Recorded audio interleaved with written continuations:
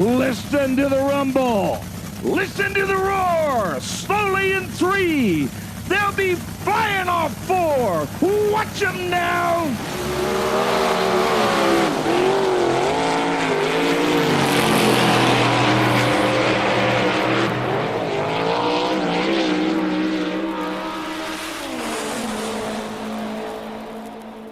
All right, race fans, we are back again. And we got a guest today on the podcast that is a sprint car racer that I've known for years, a guy by the name of Mike Bowling. And Mike Bowling is not only a sprint car racer, but he's a hot rodder, motorcycle rider on an unbelievable level, and just all around gearhead, neat guy. He's an engine builder, and we're going to go all down that route. And where I probably want to start with you and kind of get it out of the way is because mostly we're going to talk about your sprint car racing, but the motorcycles.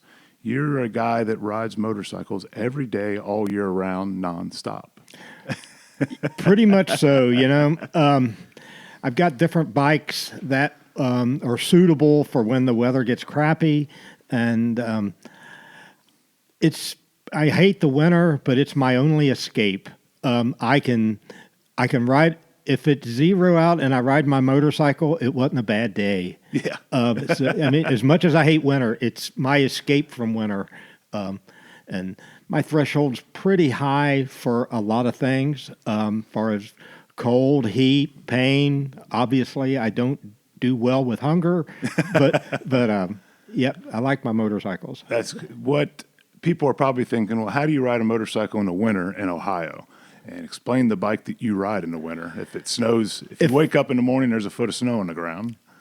When there's snow and ice on the road, I've got a 2008 Ural. It's a Russian motorcycle with a sidecar. It's 2-wheel drive. The sidecar wheel can be engaged or not. That's awesome. And we live on a hill, and with a foot of snow on the driveway, I have no problem getting up. And, you know, a lot of people will comment, you know, how do I ride a motorcycle when it's cold? Whereas if I was on a snowmobile, you know, they would think I was a genius. Yeah, you're just normal. It's proper gear, and I'm good. You know, I've ridden probably 15 below, and I wouldn't want to be out all day at that temperature, but I mean, several hours, I'm good. That's awesome. Did you have bikes your whole life? Were you always... No. From a fairly young age, I had race cars, and race cars were, there was no other, you know, life or money or time for that. My brothers had motorcycles. My next brother, younger than me, he had motorcycles, and I would occasionally ride his, and I like that. And somewhere along the line, I was reading something somewhere, and it was when I had race cars, and they said it's good to have another focus other than just be totally focused on one thing. And Makes sense. And I thought, you know, maybe I'll get a motorcycle, and it'd be a little bit of escape from race cars, as much as I like that. But for somebody with my budget and wanted to race as much as I did, I didn't have, you know, a lot of extra time or money, but I ended up it was early 90s, I bought a new motorcycle. And I think the first year, I bought a used one, I had a small bike, and then the first new one I bought was a Yamaha 94. And coincidentally, I'd ride the bike a lot, and coincidentally, 94 was probably my best year racing. You know? It freed my mind up. There's something to that. It freed my mind up a little bit. I mean, just from being 110% focused on race cars every waking moment. So it was good that way. That's cool. I've noticed, and you've always had, you didn't always have Harley Davidsons or one type of bike. You always end up with different types of bikes. You got a few Ducati bikes, which, I mean, in a lot of people's mind are the most amazing top of the line motorcycle made for a sport riding type of bike. But I see Kawasaki's and Yamahas, and then names that I don't even recognize. And they're like a lot of street and trail bikes. And at first glance, your bikes don't look like they're built for long distance, comfortable bikes. But in actuality, they are. They're better than a big Harley dresser. Yeah, right. Really, that's the way it is. I can't. It's much more comfortable for me to be on a motorcycle with my feet underneath me, but if my feet are stretched out in front of me and I'm laid back, that's hard on, not just me, but a lot of people, it'd be hard on your back. But if you've got a little bit of bend to your spine, and it's, because there's the way the roads are around here, and if your spine's straight up and down, you hit a pothole, it just jackhammers your spine. Yeah. And whereas if you got a little bit of a curvature, you're leaning over to the bars just a bit, not much. Yeah. And then with my feet under me, like my bike sitting over there, the V-Strom, I would have no problem walking over to it right now and going anywhere in the country nonstop. I think my record for 24 hours was 1,563 miles. Damn. I left my friend's house out in Phoenix early one morning, and St. Louis was 1,500. Came, I forget, some miles into Illinois and stopped and got my witness. And then at that point, I even continued on and came home. So it was another 300 miles at that. So it was like 29 hours. I rode 1,860 miles. So that's my highest. But 1,000-mile days are fairly routine. Damn, that's cool. A number of times, I've ridden from. I'll go to Knoxville for the Nationals, just to watch, and I'll go to the preliminary nights Wednesday and Thursday, and then after the race, Thursday night, leave and go to Bonneville to the Salt Flats, and it's right around 1,100 miles, and I have no problem making that in a day. Man, that's excellent. Man, that's cool. That is cool. I'm sitting here looking at the yellow Ducati, and to me, that's just pure race bike sex. That's a pure badass piece. I tell anybody that asks about it, it's the perfect motorcycle for during the winter, because if I can't ride it, I can look at it. And I tell people, what is that bike? What year and what size? It's a 97 Ducati 748. Widely that bike and its bigger brother, the 916, widely recognized as one of the most iconic motorcycles, in history, as just the looks. And I tell people it's just like a woman. It's got curves in all the right places, and it makes all the right noises. Yeah, man, it does. Yeah. It was. I bought that. You don't have to know anything about motorcycles, and that's beautiful. It's beautiful. When I had race cars, I had race cars back then when I bought that, and on the way to Bloomington on Friday night, we'd stop over there at Larry Reedy's place, a motorcycle shop, just off of the exit there, 74, and I'd stop in there and look, and didn't have much time because we had to get to the racetrack, and when 916s came out, 94 or 5, whatever it was, you're just awestruck. It was so beautiful. And I wanted one, but, they were a lot of money. And I kept looking, that went on for a couple years. And then the 748 came out in 97, and I stopped in there and seen that, and it was a few $1,000s cheaper. And I said, hell with it, I'm buying it. Yeah, yep. That's unreal. Yeah. When you ride bikes as much as you do, that comes with risk. It comes with risk, and it's especially with today with kids texting and people just not paying attention. I'm sure you've had some close calls. Absolutely. I've had probably 3 pretty major crashes. Crashed once hard out in Colorado, all by myself, up in the mountains. No one was around. Crashed hard. As luck would have it, it wasn't too long, and a chain gang come along, and they were cleaning the road. Okay. And and I mean, this was pre-cell phone. I had no way of contacting anybody if you would have had a signal.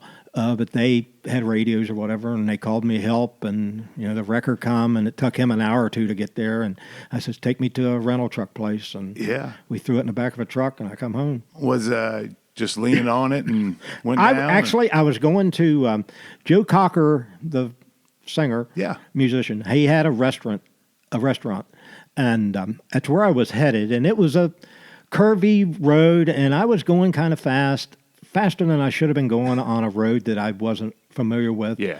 And I thought, I ought to slow down. And so I did slow down, and I was running just an average pace, plenty safe. But the problem when I slowed down is I wasn't concentrating like I needed to. Oh, yeah. And say, I'm looking off of the road, because it's real spectacular country. And I'm looking off of the road and to just look. And when I looked up, there's a right-hand turn. I've run, You weren't even close to being set up for it. I wasn't ready for it. And pretty major crash. And of course the bike was totaled, but I ended up fixing it, and I put another 80,000 miles on it. Wow. But that one, and then on the Ural, on the sidecar, a lady turned left in front of me about 5 years ago. Damn. I seen her, and I'm slowing down, and I'm watching, and then just as I got to her, she took off and hit me in the left side, broke my leg. Of course, I flew off, bike flipped. The one that's sitting out here? Yeah, and actually they totaled it. I mean, but it wasn't really hurt that much, and I bought it back from the insurance company for a little of nothing, and heck, I fixed it in a day. I mean, it wasn't too bad a shape, really. I mean, but that bike, I don't have to fix it to where it's pretty, just because of the use it gets. I mean, it leads a hard life, riding in the salt and the snow, and it sits outside a lot. And so, I didn't have to make it as pretty as it needed to be, which it's never going to be pretty. Yeah. It's a utility-looking bike. It's cool. Yes, it's just a tool. It's neat. When you look at it, it looks... If you didn't know any better, it looks like you're looking at a 1940s motorcycle. Well, exactly. It's the Russians started building them in 41, I believe. Yeah. Continued to make them for the civilians after the war, and when the way I understand it, the way the story goes, is that when the Iron Curtain fell, the Russian people had more choices as far as transportation stuff coming in and whatnot, and their sales went to nearly zero, if not zero. And to stay afloat, somebody decided to export. And the first ones to come to this country had a pretty poor reputation amongst motorcyclists as far as reliability and whatnot. But as that went on, they realized, they'd have to improve their quality if they're going to sell them, because... Yeah. And I researched it a little bit, and I bought that one. It's an 08, and it's been really good. A couple very small issues. It's never left me stranded. Is it hard to get parts for them? It's surprisingly easy. We have a great dealer here, local, relatively local, about 50 miles from here. Great guys, probably as good a motorcycle dealer people as I've ever dealt with. Good. And when I crashed it, I thought, this may be an issue getting the parts. I didn't know.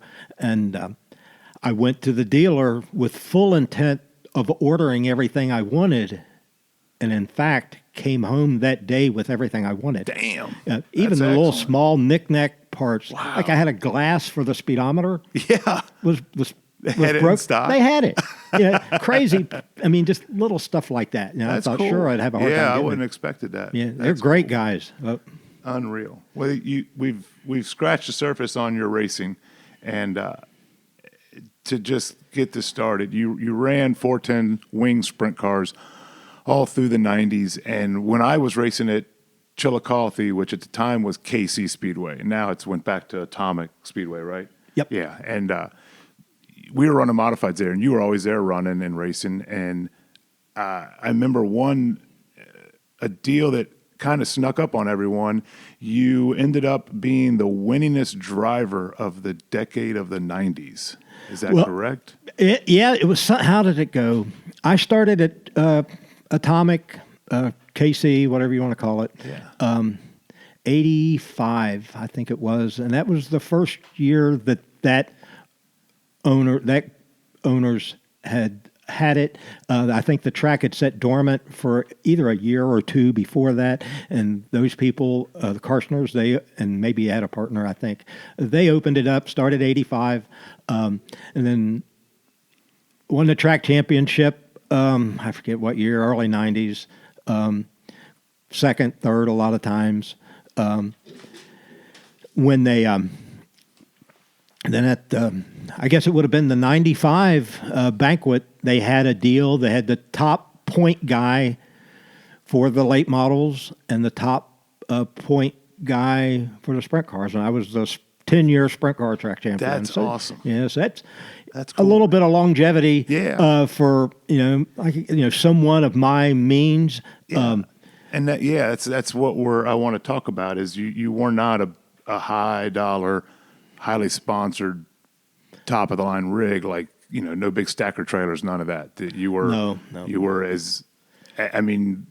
the worn out phrase low buck racer. It's if I got my I'm not quite geezed out yet, but I'm getting close. I got a Social Security statement here a while back, charts out how much money you make over the years or whatnot. Yeah. And I looked at mine. I looked back the first year I raced in '83, and I said, "There's no friggin' way I had race cars and had only made that much money." Oh goodness, what was I making then in the '83? I mean, $8 or $9 an hour. Wow. Yeah. And I had race cars. And then now you did, and the key with you was you did so much of the work yourself. Did as much of it as I could myself, far as the motors, and I mean, of course, I don't have equipment, to do the machining and that sort of stuff, But I'd buy all the parts, the best parts I could buy, and get whoever I needed to get different jobs done to the parts, and like I say, buy the best I could buy, and. Were you running used stuff a lot? No. I found out. I mean, for me, of course, when you first start, when I first started. What was your first car that you did buy? I bought the first car I had was 82 Gambler. I bought off of Greg Staub. Good. And it was I'm going to ask you about Staub later on. Staub is a great guy. Yeah. World I lost a good want to hear one. some Staub stories later on. Yeah. And was going to have a partner, me and a guy, a casual acquaintance. He wanted to race sprint cars, but he didn't want to drive, and we decided we'd be partners. And I knew absolutely nothing about race cars. I had never bought a pit pass before. Oh shit! And went straight to a sprint car. I'd never been in the pits of a race. Period. A sprint car race or any, full-size car race. But I had enough wits about me to know that we weren't going to buy one component, be it a car or whatnot, and split that money. I felt it was a better situation. I buy a part, you buy a part. And the way we broke it up was I bought the car and the roller, and he was going to build a motor, which in that days, the motors were relatively cheap and not like today. Yeah. And I get the car from Greg and got it all ready, and I'm asking him how the motor's coming, and he's hem-hawing around, and it gets up to be all probably this time of year, March, April, something like that. And I pretty well figured out he was, it was one of the first lessons I learned around race cars and racetracks is if somebody's mouth is moving, they either don't know what they're talking about or they're lying. That's excellent. I mean, that's one of the first lessons I learned around race cars. And so Greg had a short block, it's a pretty basic engine, nothing like today. The motors in my hot rod's probably a better engine today. Yeah. Bought some new Brodix dash 10 cylinder heads and rounded up some injectors and a magneto and valve train and put it together and run it. and it was a good engine. I run it a couple years, and then as time went on, I'd buy some new parts, and I found out. I mean, for me, it was better. I could buy new parts and run them a few years, and then sell them while they still had value, and then buy more new, and then it kept my stuff from, exploding. Like when you go to the racetrack and if you break, I mean, not only do you have to spend money to fix it, is likely didn't make the money that night. So it's a double whammy. You can't have it breaking. Yeah. Yep. And when you started with that early, and that was around 85? I started in 83. 83 was been the first year I raced. Did you go straight to KC, or where did you start running? I started at Lawrenceburg. Okay. Like I say, I'd never been in the pits of a racetrack. And it wasn't, I was a little bit late getting I didn't make it for the first race. I forget when it was, probably middle of May or end of May, something like that. And I had my car, had the motor running, had it in the car and had it running. And I went down there and like one Saturday, and I had my car ready to go, but I didn't know if I was ready. And like I say, I'd never done nothing like that. And I went down there and talked to Greg Staub. I mean, we'd become buddies, and told him, I said, I'd like to run my car a little bit with there nobody here, just to see how the car runs and see how I operate. And that's everyone wants you to figure out how to start it, how to do it. Right, everything, the whole deal.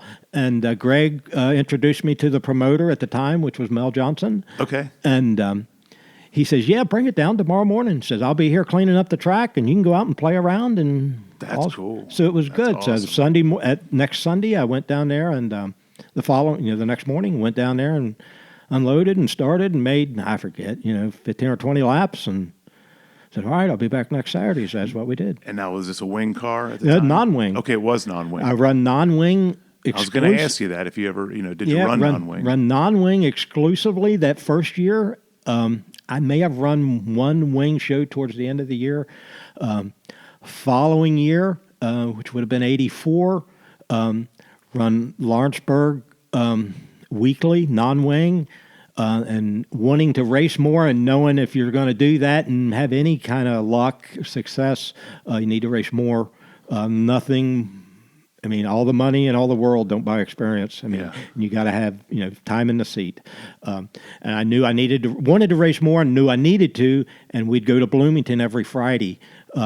So we'd go to Bloomington on Friday night, come home, get the car tuned up and go to Lawrenceburg on Saturday night. So that was 84. Started 85, run a few shows non-wing at Lawrenceburg, and heard about the atomic track, and they were paying a good bit more money, and I wanted to try a different track, and it was wing, and I wanted to try that more, and went over there for the first time, and really liked the place. It was fast and big, and so it was a lot of fun. That's cool. Yeah. Did you have to?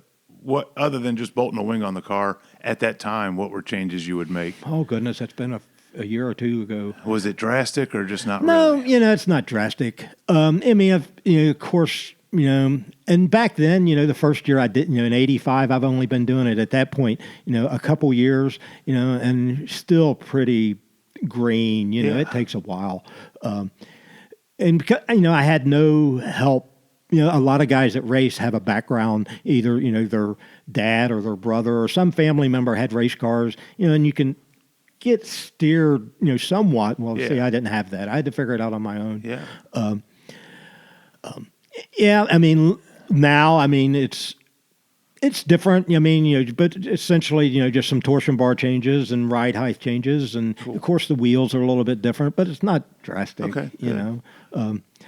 One story I'd like to mention about the 84 when we were going to Bloomington, going to Lawrenceburg, going to Bloomington and Lawrenceburg.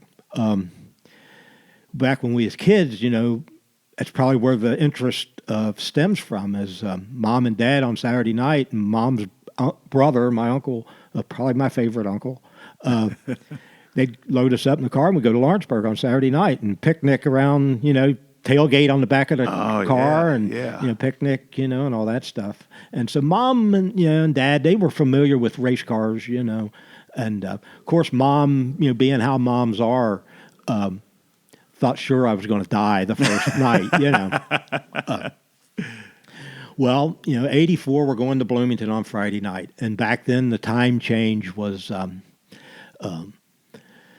they were an hour behind us. And on top of running a slow program and the hour later, we weren't getting home till 3, 4, 5, 6 o'clock in the morning. Wow. And my one brother, Marvin, he couldn't get off work in time. Kelly and I, we'd leave at 3:30 to go to the racetrack. And when Marvin didn't get off till 5 or something, we couldn't wait on him. And so we'd go on, he'd drive on over, and then that put him driving home by himself at, 4 o'clock in the morning. So after a little while of that, and, Mom was, he asked Mom, he said, Mom, won't you go with me and ride with me? And you can just drive my car back, and I can ride home with Mike and Kelly. Yeah. And so that's what they did. And each week, Mom, knowing what it was, she'd stay out in the parking lot and watch, Maybe the first week she seen the first cars go out on the track and said, oh, I can't stand it. And she left. Well, then next week, she stayed a little bit longer. And after 3 or 4 weeks of it, I forget, she said, I'm going to go buy a ticket and go in and watch. Oh, that's cool. And so, wow. So she told us, and so we knew she was sitting over in the grandstands, and we're pitted on over at Bloomington. Back then, it's probably still the same. Yeah. You pit on one side of the track, grandstands are on the other. And we'd take turns, run over there and sit with her, and talk and whatnot, and run back, and race. And at this point, I've only raced a year or whatever, and if you run mid-pack, you're doing great. And I was running somewhere mid-pack, I don't remember, and car in front of me got a little sideways coming off of turn 4, and I run over his left front wheel, and of course, the excitement happens then, and I flip halfway down the front straightaway and land upside down. And I'm hanging there in the car, and the oil and stuff's coming out, and the ambulance people, they come up, and they look in. I says, I'm fine. Get to the grandstand. There's a woman having a heart attack. And that was the last time she went. She never went back. Really? Yep, Seen enough. Wow. Seen enough. Oh, man. Yeah. It's funny how often something like that, the scenario happens.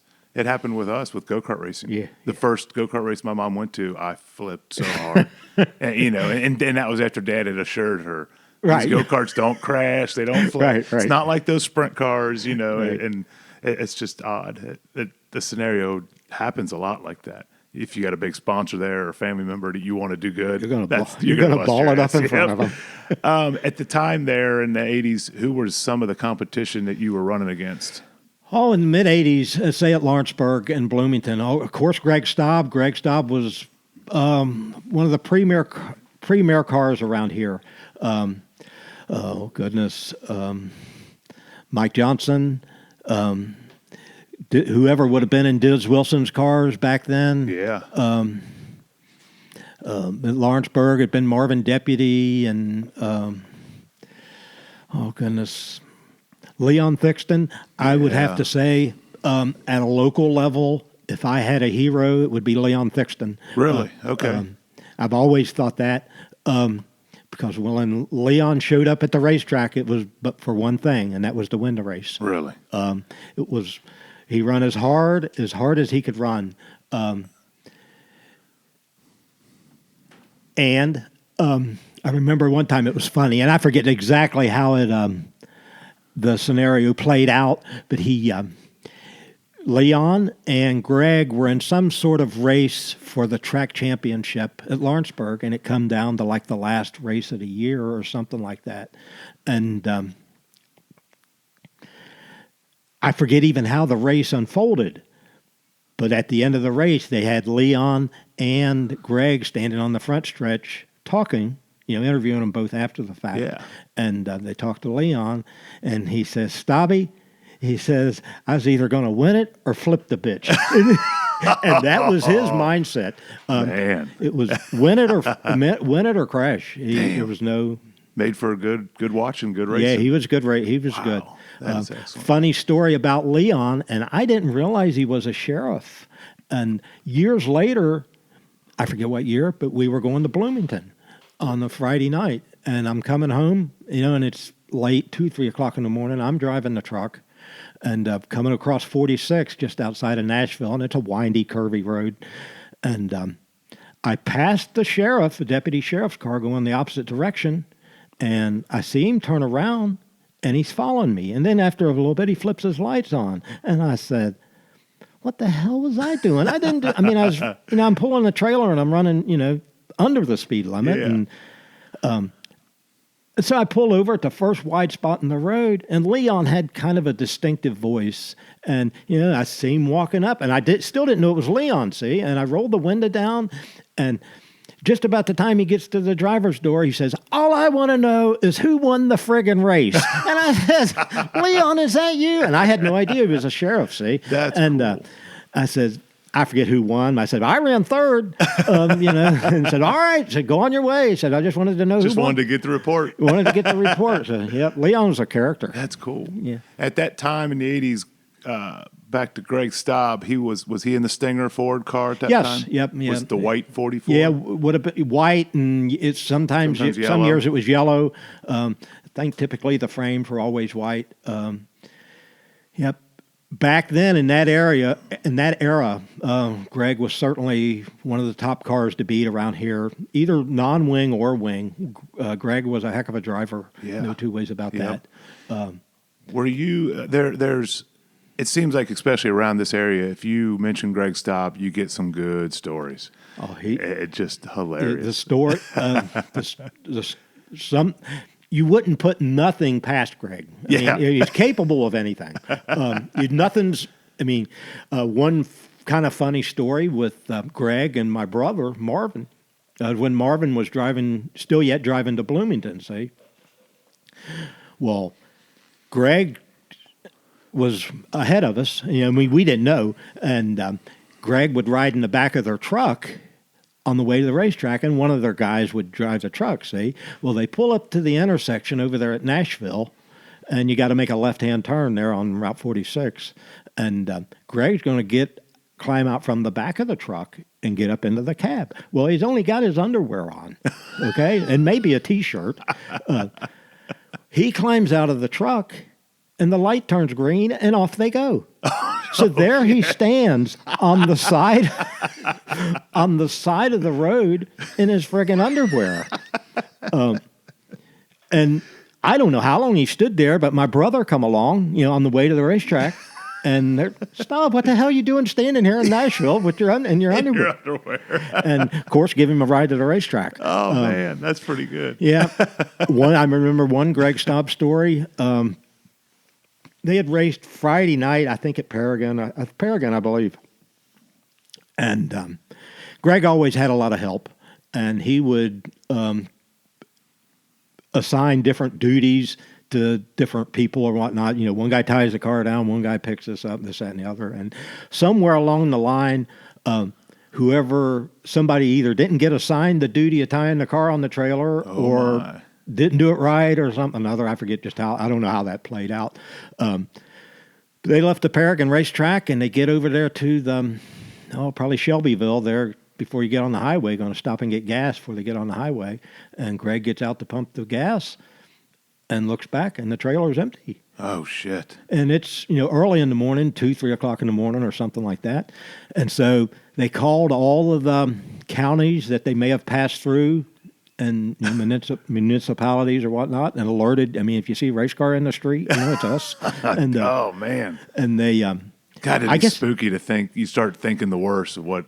Yeah, somebody come along and hit it. Yeah, or and then all the legalities that would ensue with that. But as luck would have it, he could be the luckiest guy going. As luck would have it, it rolled off of the trailer and out into a field. Little to no damage. Didn't hurt it. Didn't hurt a thing. Wow. And, and they loaded her back up and and went on. Raced Saturday night at Lawrenceburg. God, that's unreal. Yeah. Unreal. Yep. Some of the stuff, I don't know if I should even get into some of the his episodes with the fairer sex. Yeah. Greg He got the nickname the dog for a reason. he come by it honest. We were. Greg was about a lot like myself in that regard. He'd never been married or nothing like that, and he had no problem talking to anyone, especially females. And one time, I was where I used to work. I was flying around the country as an instructor on their fleet. Okay. And my itinerary was to be in San Diego on a Monday. Well, it happened to be that same weekend, the Copper World was going on at Phoenix, and then, of course, Manzanita was running Saturday night. Oh, yeah. And Greg knew everybody in the country. And so I got a hold of him, and I could change my flight plan. I said, well, instead of leaving out Sunday afternoon going to San Diego, I'm going to leave Saturday morning. And he said, well, I'll pick you up at the airport. And I said, cool. And he says, you can stay with us. See, I'm staying with whoever it was, Yeah. And of course, he picked me up, and we went to Copper World that Saturday afternoon out to Phoenix PIR. And then we went to Manzanita that night. And then we went back to this couple's home Saturday evening. And it was a real nice house, real nice neighborhood. And I forget the guy's name and his wife, and she was a cute young thing. And we're sitting there on the couch, and Greg had his couch, I'm on mine, and Greg made the comment, I would really like to have sex with her. And I says, dude, not with me in here. I said, you get us friggin' shot. So he didn't, as far as I know. But he was willing. He would have done it with her husband in the next room. He's something. There's countless stories. Those Countless. lines. You could, and I'm sure I don't know the tip of the iceberg. Yeah. And probably no one does. But yep, super good guy. Ate up with race cars, and just would help anybody in the world. Yeah. That way. It's just super good people. He's always my go-to if anyone around here or any other part of the country wants to, they ask, well, no one, who was a big name racer that ever came out of Cincinnati, and because they're thinking Indy and all that, and I say, Greg, stop. Yeah, absolutely. You need to pay attention because you look at this guy's win record, the amount of wins over his career and wins in one season and multi-track championships, and he was there and did it and dominated. He was the real deal. Through that era, he was the dominant car around here. When you got to racing all through the 90s, and I've heard a lot of good stories with your racing. Did you ever run pavement? Yes. Yes, I did. Winchester comes to mind. Yep. Actually, I had a couple different forays into pavement. One with my own car there, and I forget what year it was, would have been early 90s probably. The All-Star Circuit of Champions were scheduling a few pavement shows, and I wanted to try it just to see. And I went to the Hoffman's, the local, premier USAC team around here, and they had tires and whatnot, and I root through some of their tires and got enough pavement tires to run, maybe borrowed a wheel or two. Now you were just converting your dirt car to pavement. Converting my dirt car to pavement. Yeah, and so I run Shady Bowl. I forget where I ran, 6th or 7th or something like that at an all-star show on pavement. And so that was my own car. And I only did that once or twice. I don't recall. Was it fun? Yeah. It wasn't what I thought. Okay.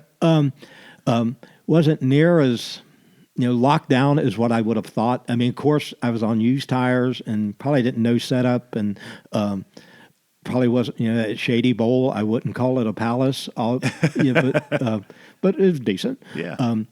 And before that would have been 1990, I believe 1990. Buddy of mine, good friend of mine, Don Spalding. He wanted to build a car, and he wanted to build a pavement car, but he didn't have the money or whatever to build the motor. And I had a couple motors, and he said, Mike, if you want to run one of your engines, he said, I'll build the car. You can put your engine in it. We'll run it. And I said, Cool. okay. Yeah. Sounds good. And I'd never, this would have been my first episode on pavement. And so he did. They built the car. And he bought new components for it, and it was a decent piece. And put my engine in it, and we got it running. The first show would have been at USAC show at Marne, Michigan. So we go up there and run it, and how was it? I forget where we qualified. I don't remember. Started the heat race and missed the show. Run the heat race, missed the show. Had to run the B main and got quite a bit better in the B and made the show and started the feature. And I forget. We did a little bit more to the car. I mean, I forget exactly. And got the car too tight and just wouldn't roll through the corner like it needed to. And being a dirt racer, I said, well, hell, I can make it turn. Just pitch it in there a little bit. Yeah. And this is my specialty. Right. I can do sideways.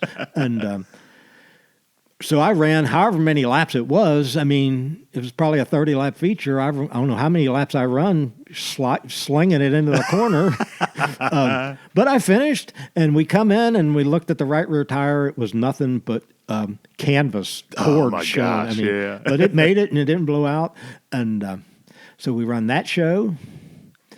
The next show, we went to Salem. USAC show at Salem.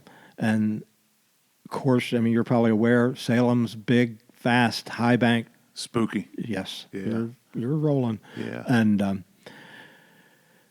car had a few issues. We were, when we were at Michigan and the car, I was pitching it around. It was, I guess, didn't load the car enough and nothing broke on it.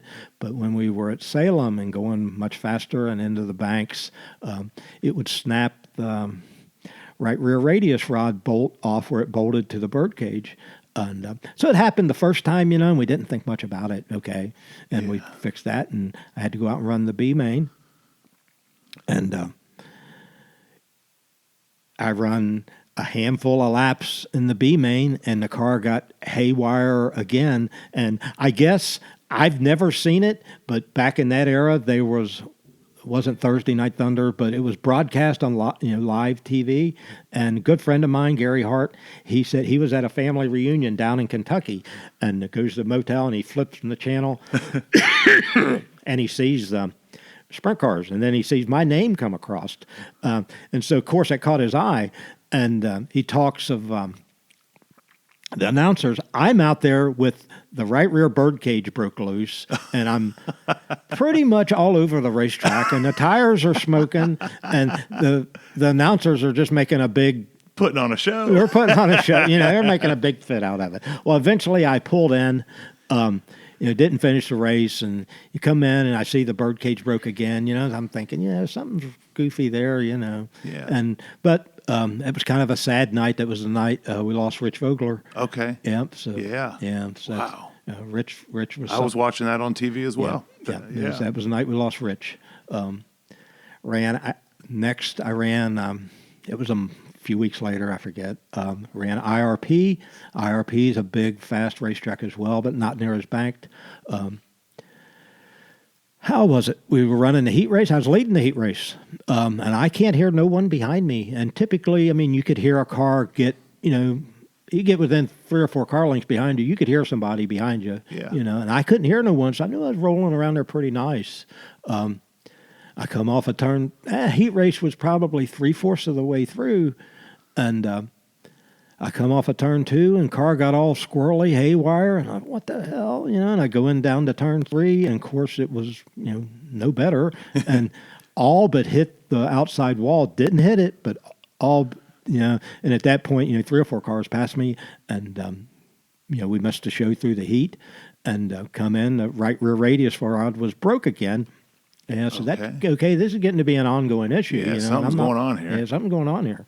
And we fixed it. Same thing happened in the B. Broke again, and by now I'm getting pretty aggravated with it because I'm leaving my car sit here in the garage, and it was, capable. I could go somewhere and Yeah. run good and maybe win. You know, I had a Yeah. shot at it. And we was going to do that, and so I'm getting a little aggravated with it, and you know, as was Don. And our last race was going to be at Winchester. The car had set for a month or two. I don't know. I forget. I set a while, and we got it ready and went to. Didn't get it as ready as we should have, but went to Winchester, and car wouldn't run, and I knew nothing was wrong with my motor, but it wouldn't run, and we dicked around with it, trying to change some stuff I forget, and run horrible qualifying. Looked at it a little bit more and ended up the fuel filter was plugged up just from sitting. You know how alcohol will do; it'll candy up or whatever. And put a new fuel filter in it, and it'll run now because I mean we had fuel flow at that point. So I'm starting on the front row of a heat race, and Greg Staub, he tells me, he says, run her down the front, you know, trumpet at the green, run down into turn one wide open. When you go over the hump, of course, there's a tunnel, goes under the front. Yeah. Says, when you hit the bump, let off of the gas and turn it in there. I said, all right, that's what I'll do. Sounds wonderful. And so here I am. I've never made a fast lap at Winchester, and Greg tells me to run wide open down into turn one, and that's what I did, and ended up sticking it in the fence, and tore the right front corner off, and that was the end of it. That was the end of our pavement experience. Damn, that's wild. Did you ever figure out what the deal was with the... Yeah, they had built the car and made them a really nice fixture building the car. The sides, they built two sides. They built a left side and a right side, and then built a really nice fixture for that, and then stand the two sides up and connect them, you know, with your cross pieces or whatnot, and did not build as good a fixture to put the two sides together, and got the two sides... they weren't square. Oh, shit. A good bit out of square. And so it was hard, impossible. You couldn't square the rear end up. Yeah. And the engine plate and everything was off. Everything was off. Oh, shit. And actually, the valve cover on the left side was towards the front of the motor with the right side of the car forward. The front of the left valve cover was nearly hitting that frame rail, whereas on the right side, that gap got wider, and it was like that. You know, I mean, a couple inches. So. Yeah. Oh, man, that's interesting. Yeah. Did you ever drive for other people? I know that you just mentioned a pavement, but on dirt, did you drive for other people, get rides in other cars? Let's see here. There was several instances. One would have been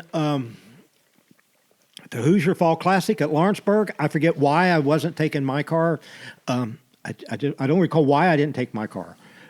Typically, that'd be a race I'd like to run. But like I say, I don't recall. But I took my suit and helmet and gear and stuff, and I drove down there.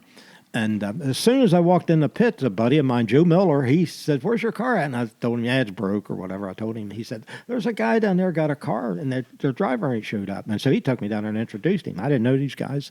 And Joe says, "Yeah, he'll drive it. He'll race it. You know, it's okay." Yeah. And so we, like I say, All-Star Show, Hoosier Fall Classic. I mean, a ton of cars, ton of good race cars.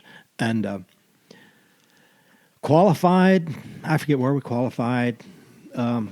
Run the heat race, missed the show in the heat, had to run the B main. I forget where I was starting, but it's kind of a funny story with my brother, Marvin, and my buddy Greg Reed, both of whom are gone now. I run the B, and me and, oh goodness, would have been Tommy Bipes, I think. Tommy was in a car, and we're back and forth for the last transfer spot in the B, run for fourth. Tommy had passed me, and so I'm fifth, and then I'd pass him back. Well, the funny part about the story was Marvin and Greg were sitting in the grandstands watching. Well, then Tommy Bipes' girlfriend or wife or whoever it was, she was sitting behind him. And every time I'd pass Tommy and put him out of the show, it was, "Bowling, you dick!" and then, Tommy had passed me back, and they're all happy, and then I'd pass him back and, "Bowling, you dick," And it was, you were making fans. Yeah. You were high on her list. And so the race is over, and I ended up fourth, and Marvin and Greg, they come walking through the pits, and they're laughing their ass off. I said, what the hell's wrong with you two? And, of course, they told me the story. And so Greg, being a funny, Reed, being how he was, real witty and real sharp and that, he just shortened that up. Instead of bowling you dick, from then on, he called me BYD. and Greg's, I've still got him listed in my phone as a RYD. Greg's been gone probably 10 years. Oh, that's good. That's good. Yeah, so. I remember Greg Reed working on your car and being there all the time. Yeah, He Greg was always nice. Yeah, super good guy. You'd be busy doing, you're a driver, you're busy and concentrating. And Greg would always talk to us. And good guy. Out. Ate up with race cars. He loved that. Loved it. Was he a local Cincinnati guy? Yeah, worked here local. And then he was a Ford guy as well, Ford enthusiast. And, I've got Ford cars. Mm-hmm. And so me and him were buddies. I got something over in the toolbox. I'll show you after a bit. He'd had it as a tool, and he had it. And when the day he come to see me, and he had cancer, and Greg was 53 or 4 or something like that. And he looked awful. And told me about his cancer was back, and it was inoperable, and he only had a few months to live. And I said, Greg, I'd like to have that wrench that you got. And I said, I'll keep it in my toolbox, and every time I get a chance, I'll use it. And actually, I used it yesterday working on the bike there. And I said, I'll think about you. That's so cool. And man, it's after he passed, it was a month or two. His wife brought it down to me, so it's pretty special. That is excellent. Yeah. That's very cool. Yeah. Tell me, and it's been a long time since I've heard a story, but you told me a story once that might have involved Bixler running a 360 race with a 410. I got a couple of Steve Bixler stories. Bixler's another local racer that was never a big money racer, but just always got it done and was always there. And good guy, willing to help anybody. And Steve ate up with it. Ate up with it. And other than Greg Staub, Steve Bixler was probably was the first guy I ever talked to at the racetrack. Happened to pit next to him that day, that first day at the racetrack. Super good guy, and he knew about me having the car, but we hadn't met yet. And there at the racetrack that night, he helped me out, and I forget what all. We became good friends, still good friends today. I talk to him regularly. I stop out at his house. I try to get out, every few weeks or a month or whatever. Super good guy. But we went to, it was a 360 race across the river over at Florence. And Florence can typically get slick. It's typically a late model track and typically can get slick. And they was having a 360 wing sprint car race. And I said, take your car over there. I said, I'll go with you. And he said, and I forget what size his engine was, but it wasn't 360. I couldn't take my car. Aluminum 410 with down nozzles. And you were known as right. It wasn't going to be it wasn't going to pass for a 360. Yeah. And but Steve's engine, it was an iron, whatever size it was, with kind of standard aluminum head. Could have been a 360. Yeah. And I said, take it. And he says, it's not 360. I said, it don't matter. I said, just go over and race. I said, I'll go with you. I'll help you. And so we go over there and race, and then the drivers' meeting, they said they was going to pump the top 3 cars. And so we get back to the trailer, and Steve says, where do you think we ought to run? 4th? And I said, Steve, if you can win it, win the damn race. And so I had him operating pretty good on that slick racetrack, see? And he was starting on the front row, and he led a good bit of it, and a car got past him. I forget who. And then another car got past him, and he ends up 3rd. And, Steve was real happy. He run 3rd. That's a pretty good showing. And gets in, parks the car, gets out of the car, and that soon realized he wasn't legal. Oh, shit. And they were going to pump the top 3 cars. And just about that quick, one of the tech guys come by and says, you guys get pumped, pull such and such rocker arms off. They just had I think it's a P&G tester, and you pull the rocker arms off of whatever cylinder they want, and then push the car, in gear and turn the engine over essentially. And it kind of calculates how big the engine is. And I'm not the smartest guy in the world, but I knew if you had some leakage somewhere where the air I mean, when that cylinder pushes that air out the spark plug hole, if you've got a leak of some sort, all that air don't go to the tester, the engine won't test as big. Now, I had never done that. So I tell Steve, I says, get 2 or 3 guys to stand behind me here. And I pull the header off, which you didn't need to pull the tech header. guys had went to first They'd place. went to another car, Yeah. and to give us time to get it ready. Yeah. And they'd went to first or second place or whatever, and they said they'd be back in however 20 or 30 minutes, whatever they said. I don't remember. Yeah. But I knew I had a little bit of time. Pull the header off real quick. I said, give me a wire tie. And so I had a wire tie. I stuck in the exhaust valve in the valve seat, so it would hold the exhaust valve open, the thickness of the wire tie. Put the header back on, tuck the rocker arms off. They come by and say, are you ready? I said, we're ready. And now I'd never done this, and my concern was that it would pump really small. Oh, yeah. Like 200 cubic inches or something silly. I mean, I didn't know. Something that they would know wasn't right. Right, knew that wasn't right. And that was my concern, but I wasn't sure. And they said, okay, he screws his device in there, and we pushed it through, and he looks, and he said, let's do it again. And my heart's starting to race a little bit, he said, let's do it again. And so we pushed it through again, and he scribbled some stuff down and walked off, didn't say nothing, and went and checked the other cars and come back by. And I said, what did that thing pump? And he said, 330 some inches. And I said, yes. No shit. It was just funny. Guessing with a wire tie. So that worked out. That was okay. cool. Another Steve Bixler. It ain't cheating if you don't get caught. Another Steve Bixler story would have been 94 at the Danny Milburn race. Biggest race I ended up ever winning. I was going to ask you about that. Yeah, we'll talk about that in a bit. Good. I qualified, and I'm starting on the front row of the feature, and I got my car's in the show, and Steve was having to run the B main. His car wasn't in the show yet, and I forget where he was starting. I forget exactly, 6th or something, and they were probably taking 4, and Steve asked me, he says, you want to run my car? And I said, well, we both had black suits and white helmets. I says, yeah, wait till everybody gets out there and I'll hop in it and I'll run it. I said, what do you got? How's your setup? And I said, yeah, that's okay. Let's run that, or whatever we did. I don't recall. Yeah. And so I started wherever I started in Steve's car, and I run 3rd or 4th, put it in the show, Put it in the show for him and got out. Got out of the car. And it was kind of funny. There was a number of people walk by, and says, damn, Steve, you was on the gas out there. What woke you up? Yeah, right. And, we never did say, I guess everybody knows now, but it was Steve's a super good guy. And That's I awesome. like him a lot. I like that. That's very cool. And I think I can get sidetracked pretty easy. I can get to start to rambling on. And you asked me about driving other cars. So a couple episodes of The Pavement, I drove a couple Steve's car once, drove the white car up there. It would have been Mark Longworth's car, drove that up there above the press. Oh, yeah. Drove that car once at Lawrenceburg. And then towards the end, I was getting burnt out and getting tired of it. There was, for me, with my means, there was zero life outside of race cars.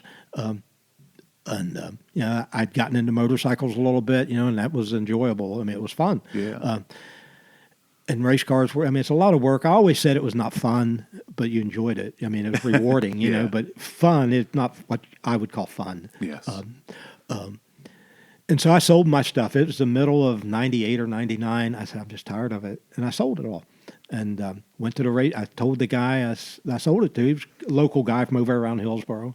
And I said, I'll go with you a couple of weeks, kind of get you steered down the right path. And first night I went to racetrack with him, fellow Billy Gerald. He had cars and Billy's from over in West Virginia. He said, where's your car at? And I said, it's sitting over there. And maybe I still had street clothes on or something. He said, how come you're not dressed? I said, it ain't my car no more. I said, I sold it. So I'm done. He said, well, I got an extra car if you want to run it. And so, that quick, I went from selling out to having another car. And I kept Billy's car here and worked on it. And I'd maintain it and whatnot. And we'd went to Chillicothe, didn't go nowhere else other than towards the end when they put dirt on Bristol, we went down there. You got to do that. Yeah, got to do that. We had no business going, not near enough motor. I mean, for a track like that, just Yeah, but- off. Yeah, I did it. It's cool that you got to do it. Yeah, got to do it. I didn't want to go. Billy wanted to go, and I was all right. We'll go. And I think after we did that, I called him one Saturday morning. We was going to go racing that evening over, KC or Atomic, whatever you want to call it. And I said, Billy, I'm tired. I'm done with it. I said, I'll bring all your stuff back to you, tonight or today or whatever it was. Yeah. So I took it all back to him, and that was the last of it. And that was it. Yep. Wow. Yeah. When you were running your red 98 car all those years, you had a McDonald's sponsorship on the wing, and at first glance that's impressive. Like, oh wow, he's sponsored by McDonald's, right. Big money. How did that come about? That was a good friend. Because I know it wasn't good, McDonald's, big, huge, unlimited it was money. Not a big, huge deal at all. Good friend of mine, Steve Posey. Steve's gone now. As good a human being as ever walked the earth. Super good guy. And of course, Steve had done well for himself over the years and was ate up with cars and race cars and that sort of stuff. And how I'd first met Steve was would have been 78 or 9 probably. During the winter, one of the malls here in town, Kenwood Mall, they had an indoor car show, and the local Mustang club wanted a Shelby exhibit. And my buddy Scott Hart had a 66 Shelby GT350. I had just bought, hadn't had it long, at the GT500 I got.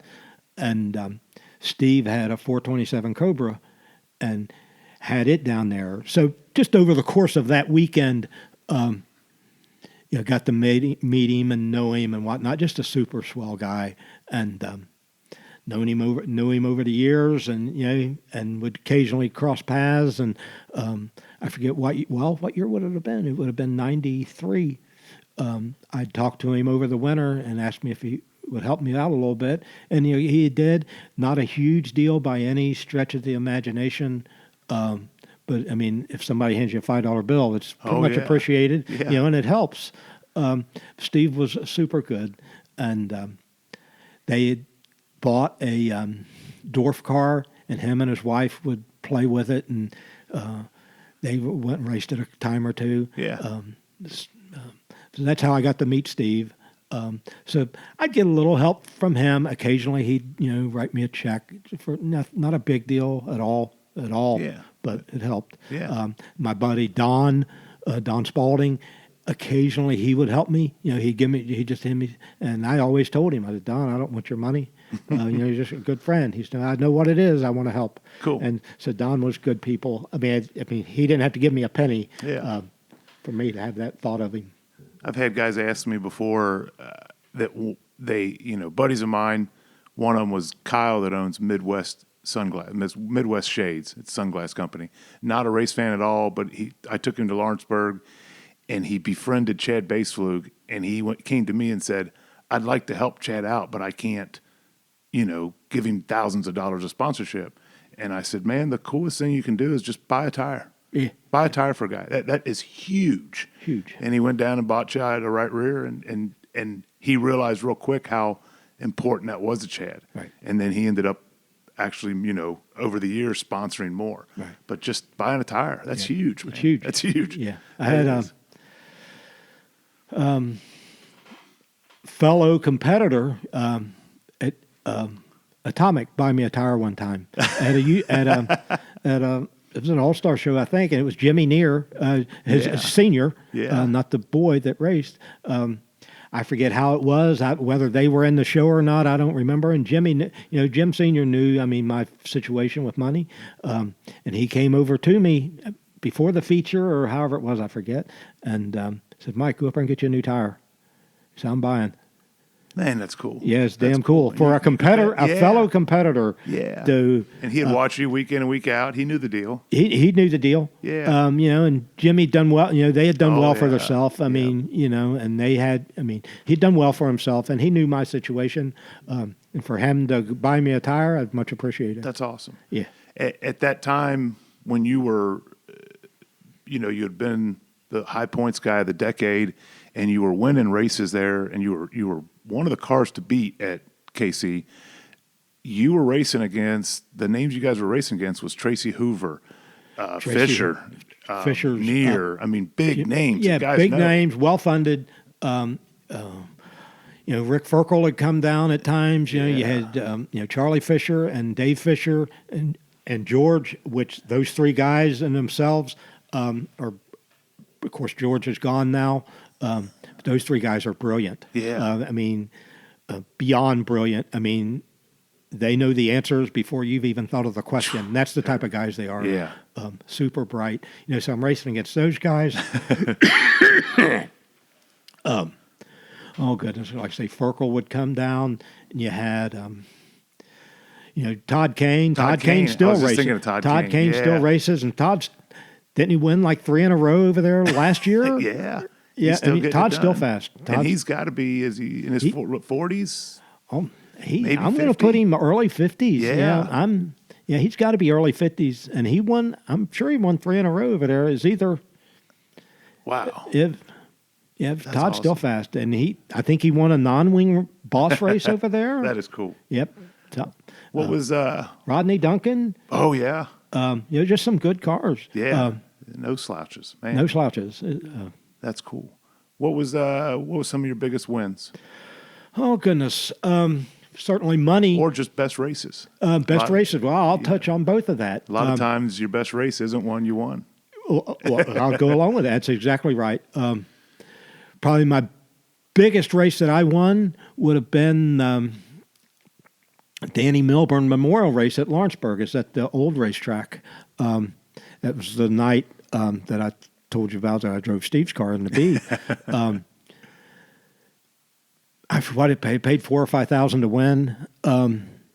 I started on the front row and led every lap, and Rocky Hodges pulled up alongside me, all 3 or 4 laps to go, and I seen, at that point of the race is winding down, Oh, yeah. And I won't say I'm coasting, but I mean, I'm not going to take no chances either, And Rocky Hodges, I seen his nose stick up underneath me, and I said, "You better get your shit in gear here," and ended up winning.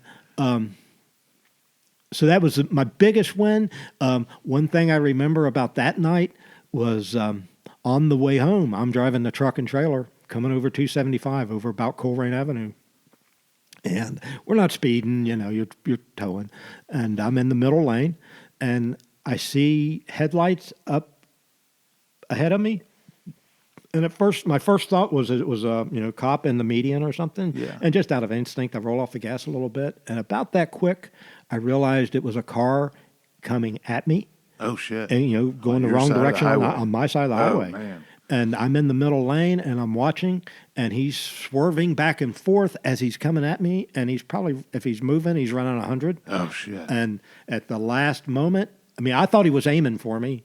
At the last moment, I swerved, and he missed me and hit the car behind me.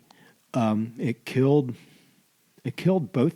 What it ended up being, a guy had carjacked some woman that jumped in her car, pushed her to the passenger seat, and he was driving and hit car head on over there. I think of it every time I come. Wow. People will put markers on the side of the highway, yeah. and just this side of Coleraine Avenue is the cross, several crosses, however many people died there. Wow. Wow. So that was, your excitement went from one extreme to the other. Yeah. I just won the biggest man. race I'd ever won, and on the way home, come a hair of dying, Yeah. from something like that. Wow. So that was real memorable. Should have won it the next year and didn't. Then following year, a bunch of good cars there. You had Huntley and Kelly Kinzer and all those types. Good cars. And like the year I won, I'd qualified 6, started on the front row. Back then they invert the top 6, and started on the front row and won the race. The following year I qualified, I think 9th. Probably just a tick slower, but now I'm starting 9th. Yeah. And my brother, we're talking there in the pits, and I said, we got a snowball's chance in hell winning tonight. All them fast cars in front of me. I said, we'll try. Yeah. And I forget just how it played out. Race went a long time. without any yellows or reds. I forget, or maybe no red, certainly. Had a red towards the end of the race, 3 or 4 laps to go. I forget for what.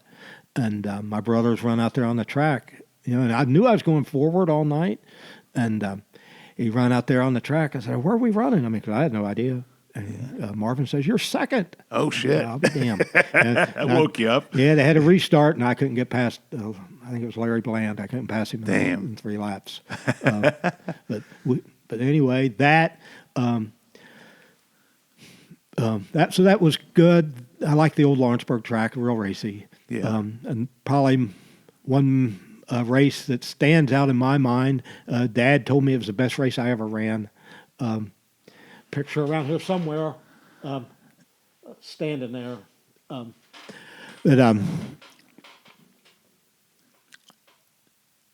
It was at Portsmouth, a Southern Raceway. It's a half mile, not the track down by the river, but the one outside of town a little bit. I forget who all was there. Pretty good field of cars. I forget the format, but I was starting, I think, in the 3rd row. I think I was starting 5th or 6th or something like that. And Jimmy Stinson, good running car. Oh, yeah. Jimmy still runs good over at Atomic. Yes. Still runs good. Yeah.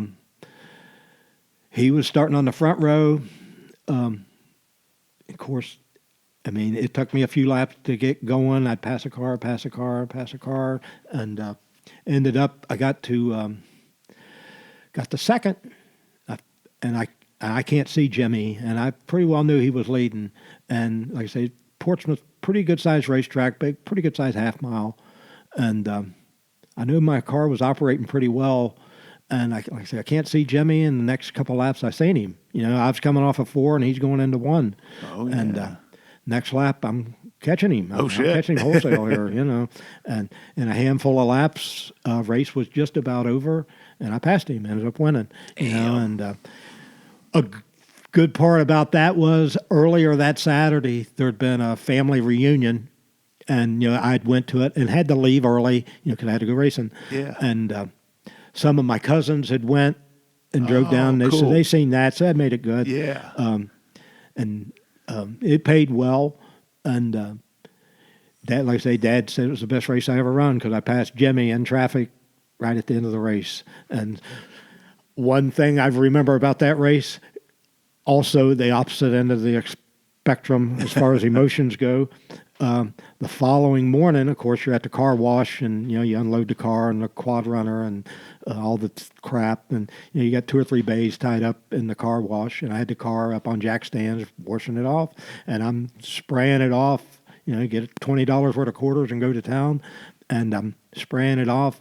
And it's also a time, when you're looking at the car, seeing what you want to do to it and that sort of thing. And I'm cleaning in the front axle area, and the right front steering arm had all but fell off of the spindle. One bolt was gone, and the other bolt was out. I mean, just hanging by a couple of threads.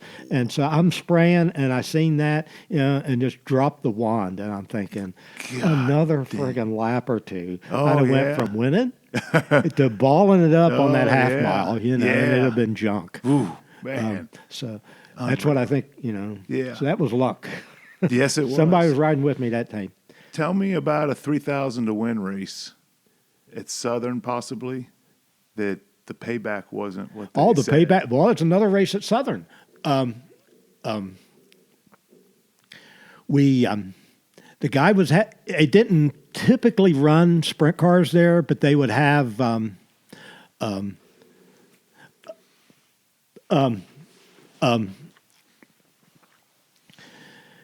He'd have races, on occasion. It looks like my sister just walked up outside there, and she got the dog, man. And I don't want the dog to come in here and get all. No worries, man. No worries at all. We can get all spastic. Yeah, no problem. And we can edit out stuff and do whatever we want, man. Yep, not a problem. It's just part of being around a race shop. And they were having a Wednesday night race there, and he'd come in. We were at Chillicothe or Atomic or KC, and the promoter, he'd come and ask me, "You're promoting his race. Said, well, I'm going to have a race, Wednesday, such and such date. Will you come?" I said, "Yeah, I'll be there." Because I had a pretty good setup there, and typically could run well. Yeah. Like I say, I won one there, run second, third, or whatnot. Most every time I was there, and so he has the race Wednesday night. You've worked all day, and you load up and you go down there, and you're in a hurry to get there. And after the race, you're in a hurry to load up and get home. And they're advertising 3,000 to win. It was 2,000. I think 2,000 to win, 200 to start. Okay. I think's what it was. I'm pretty sure. And I pull in off the racetrack, and Kelly and I, my brother, we're loading the car, getting stuff broke down to get loaded up.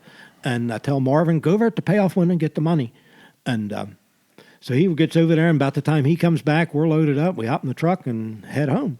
And we're coming across 32, and I'm driving the truck. And I said, "Hey, Marvin's sitting in the back seat." I said, "Marvin, open the envelope, see how much money we got." And he fumbles around there for a second, and it's $220. I said, "What?" I run third. I said, "Count that again." And he...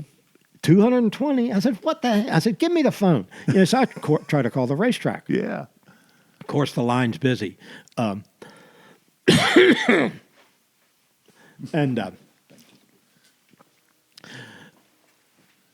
I get over there. We go back to Atomic Saturday night, and who won?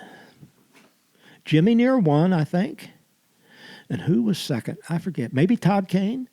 I forget exactly. And I asked Jimmy. I said, "Jimmy, what did you get down there Saturday or Wednesday night down there at Atomic?" He said, "I got the $2,000 to win." He said, "Everybody else got 200."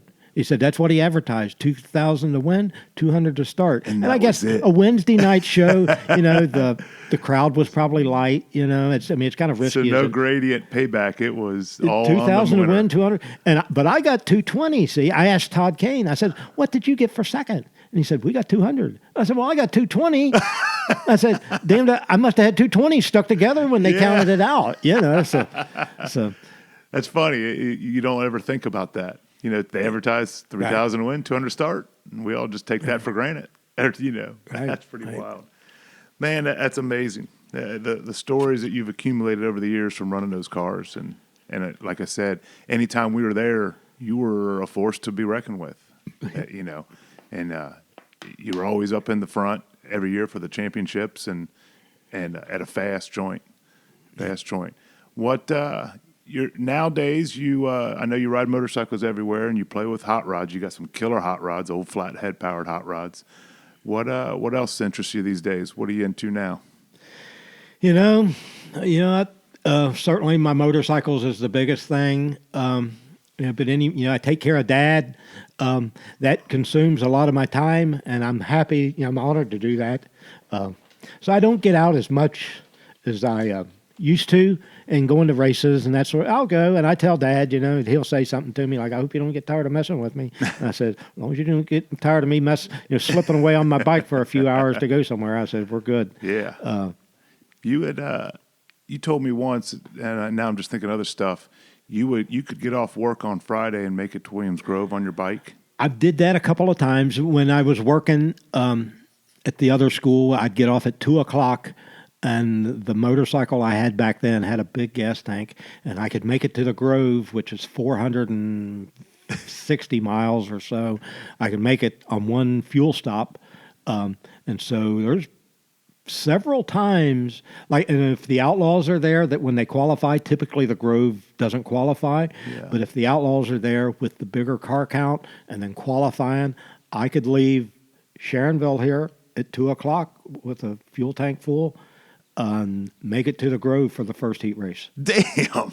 Yeah, that's pretty well hauling the mail. Yes, sir. Wow. I remember one time I was doing that run, and traffic was horrible.